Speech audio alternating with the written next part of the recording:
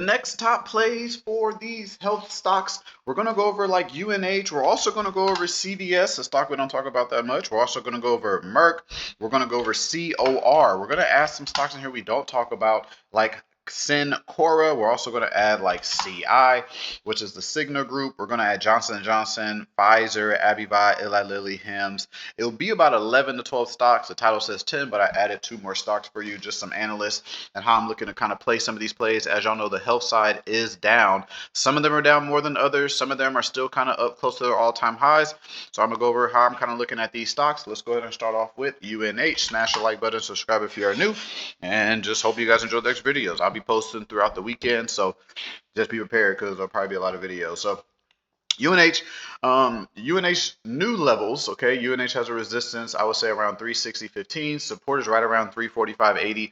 These would be your current areas of UNH. I'm looking at a couple ways to play UNH. One is long term, right? Long term shares for UNH to go back above to the 640s, all the way up into the 700 marks, really. So where we are now, up into those 640s is like 81%, to 700 is all the way up like 100% of shares. So that's one way I'm looking to play it. I already have long term shares of UNH, but I'm also looking to buy more off this pull down as the market is getting a little softer. So that's one way. Also, I'm looking to play options on it. So once we break this first resistance level and a secondary resistance level, I'm looking to get some option play calls for UNH to go like to the 400s or so until it gets to that next bigger area of resistance. So looking for calls and longer term shares. I think UNH has a lot of opportunities, but these are kind of like your shorter term levels to kind of look out for. And once they break, then I'll update you. Let's go over CVS. CVS, we do have long-term shares of, and when I say we, I mean me in the Discord. Make sure you guys join the link first in our description to join the Discord. But we bought CVS shares down here around the 52s. We bought it twice. We bought it like in the 48s, 49s, and then we bought it again around the 53s. Our average is right around like 51, 52. So we are up a decent amount. If you just go down to around 52 to where we are up, we're up about 55% on the CVS shares. I think CVS can push up to the 90s before I start taking more profit. So that's one thing I'm looking out for is CVS long-term shares.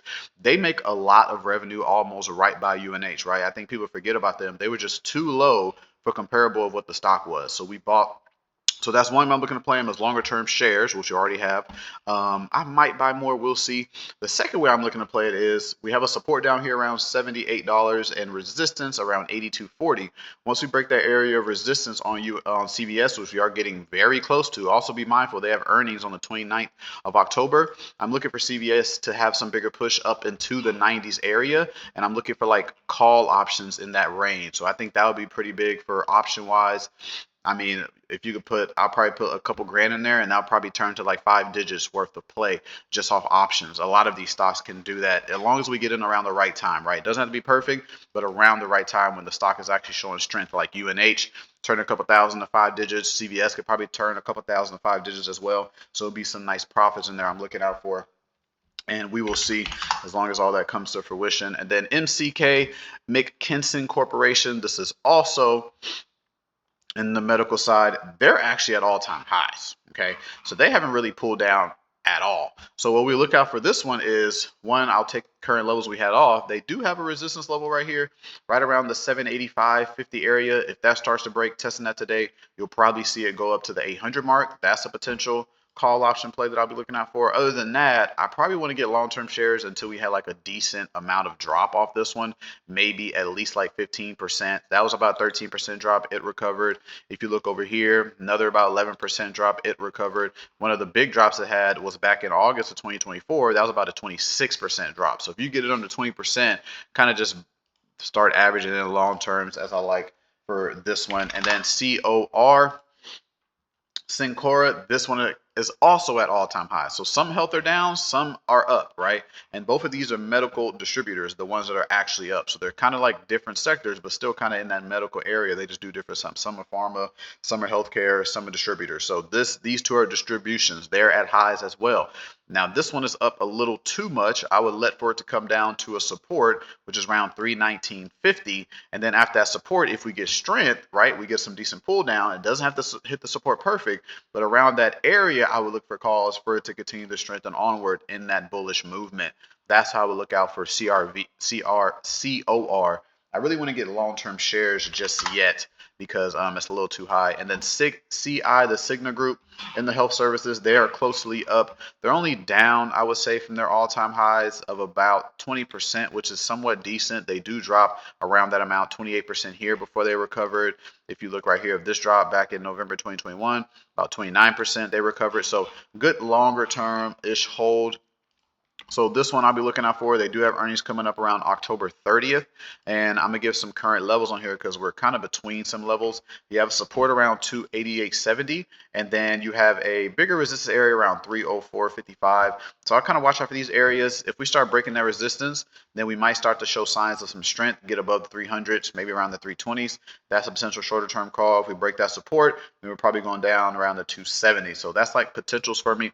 I'll just kind of watch out for. We literally only started adding swings about 6 months ago on the Discord. I usually scalp. That's like my bread and butter. Today I did about 6 scalps. I had to fight today. I lost on AMD, lost on Amazon, won a little bit on Nvidia, won on Tesla, lost a little bit on Amazon again, then won Amazon again. So we had to do some fighting. Of course, I have a max loss that I'm willing to lose per day since it's Friday, because if you see the other days, we won both of those, 35% the day before that. We did very good. Close to another 30% on Wednesday. We won on Tuesday. We actually lost on Monday. So whatever profit I'm up on Friday, I like to not give back max 25%. So make sure you guys join the team first in that description. Prices will be going up, but you have monthly, yearly, and lifetime memberships. You should be joining 𝐸 though. But yeah, so say if I'm up $1,000 for the week, Friday I won't lose over 250. That's like the max loss. If you lose that, just call it a week. You're up for the week, and that's why we're trading anyway, right? So had to do some fighting today. I think I came up around 5 to 6%, but it took a while, almost like an hour and a half, 2 hours. I usually don't like trading that long. But yeah, that's what I'm looking at for CI. Let's go to Johnson & Johnson. They're in the pharmaceutical side. Johnson & Johnson is a shares. So we bought shares of Johnson & Johnson around here in the 150s. Those are up a lot. That's really the only play I did for Johnson & Johnson. It's a pretty slow mover. It just kind of moves slow. Good long term because all it does is really go up over time. But it's really just shares right here. I really don't see an option play until we get a bigger pull down or a slow movement. That's when I would look for options like somewhere in here or like somewhere in here before the push up. Before the push up is the best way to kind of play options on this one. So I'd probably wait for a bigger pull down. Just kind of hold the shares that we have for now. Maybe take a little profits off because it is like a slow gainer. I usually like to multiply the money faster than just holding stocks that do 10% a year when I could do 10% in a week. So it's just Johnson & Johnson. I do like it though. We bought some shares. Anytime it presents itself like it was down here in the 150s for this good company that does a lot, it's going to eventually go up and we'll enjoy the profit, right? So I'll probably sell some more profits up here. I'm trying to wait for it to get around like the 200 mark before I sell some more profits. A big, pretty level. Merck tried to get that 2-day strength. It literally gave all that back up. So we have resistance around 85.70.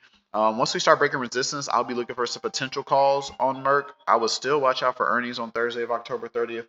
But yeah, I am looking for Merck. It is down a lot. If you look at the monthly, let's check the... Yeah, so it's down about 37%, which is a decent area, big drops, but this does have bigger drops, okay? We just want to be mindful of that. I really wanted to turn bullish. We have not seen that just yet. So Merck, I'm looking for some bigger option plays, bigger shares plays as well, kind of holding longer term. I think we might know more once that earnings comes out on October 30th.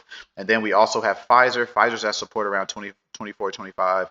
Resistance around 27. They are down a lot. They can recover, but we have to wait for it to turn bullish. I don't think it's going to turn bullish until it breaks above like 30.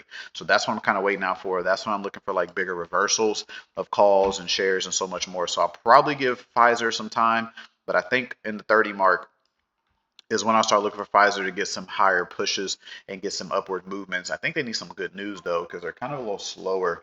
And then if we go to HIMS, broke support, nice big push, but it gave all that back up. Only problem with HIMS, they have support around 48.95. Their new resistance is about 59.30. They do have earnings coming around November 3rd, so you want to watch out for that. And yeah, I really don't see a buy just yet on HIMS. You really want it to get out this motion, and it's been stalled for a while. It's been around that same range since like May of 2025. We just kind of been bobbling around here, so we need a little more direction, like a direction like this, or even down that we can start playing puts. So Him just needs to work his way out a little bit more, but that is the analyst. Eli Lilly, new resistance 819.90, support 726.90. Eli Lilly had a decent drop today.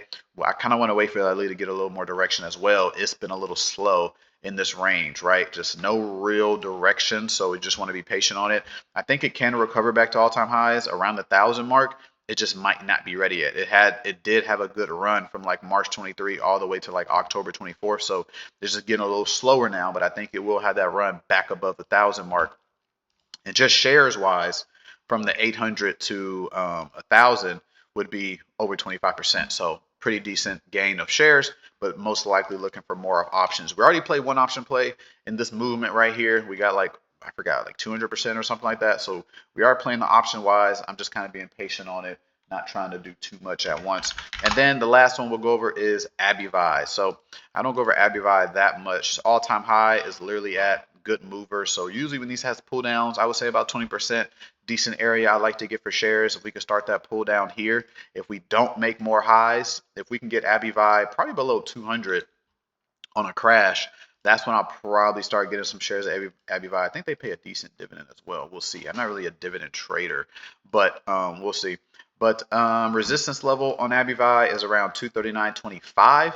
If we break that, we might see Abbv back to all-time highs for potential calls and reach up around like the 250s or so. So that's what I'm looking at Abbv, some health stocks, health distributors, pharmaceutical companies. Hope you guys enjoyed the video. Smash the like button, subscribe if you're new. Always remember, no trade advice on anything. This is for educational purposes only, so do not trade anything you see or hear in the video. We'll catch you guys in the next one. And be mindful, all these health stocks are about to have some earnings that can move them a lot.